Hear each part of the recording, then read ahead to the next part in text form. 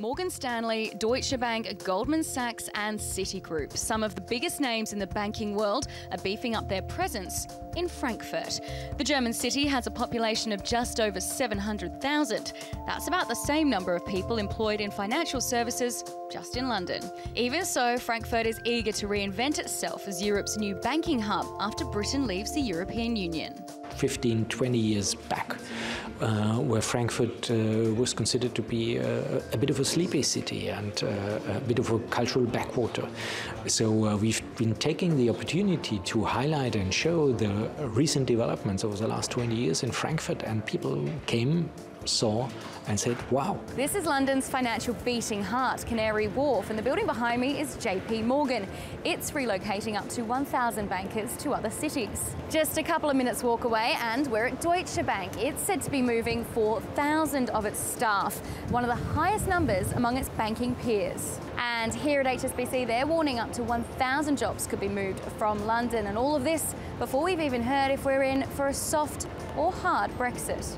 Many cities have been vying for London's banking business. The French government, along with President Emmanuel Macron, have been talking up Paris. They're promising to remove the highest level of payroll tax, keep regulations competitive, and of course, cut the corporate tax rate from 33% to 25%. But they may be too late to the party.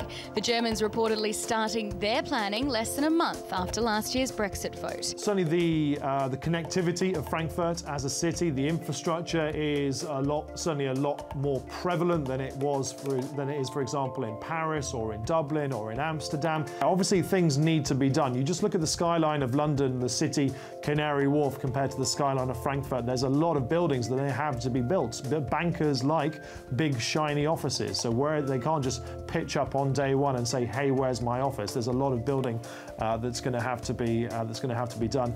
The announcements of job moves are just that at this stage, announcements. And even those lobbying for that business do agree they can't steal all of London's limelight. We are not out there in doing damage to London. No, we believe London continues to be very important also for German industry as a gateway to the world of finance. A recent report from financial consultants Oliver Wyman found the UK could lose 40,000 jobs in the wholesale banking sector after Brexit. There's no mass walkout just yet, but this much sleepier city has ambitions to become the new financial powerhouse of Europe. But with others also vying for that crown, it's likely to have a fight on its hands. Gregory in London for TRT World. And Sarah Morris is still with us. So, Sarah, that report must be making scary viewing for people in the city right behind you over there. What's the mood among bankers that you've spoken to?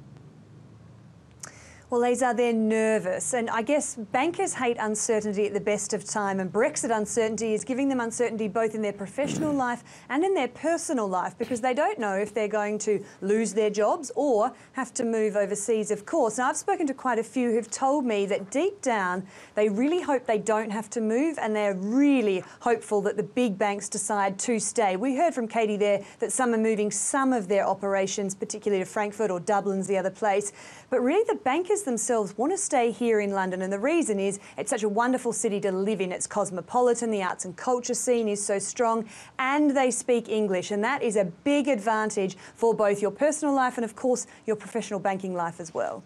Sarah Morris in London, thank you ever so much.